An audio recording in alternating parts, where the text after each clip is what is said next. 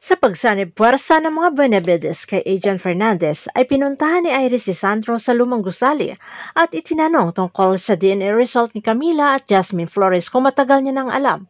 Pero ayon kay Sandro ay wala siyang pakialam sa ibang bagay kundi ang mabulok sa kulungan itong si Tyrone de Vera. Lalo pang sinulsulan ni Iris itong si Agent Fernandez na kung papayag ito na maging masaya at happy ending itong si Tyrone at Jasmine habang ang asawa at anak ni Sandro ay wala na at hindi na babalik pa.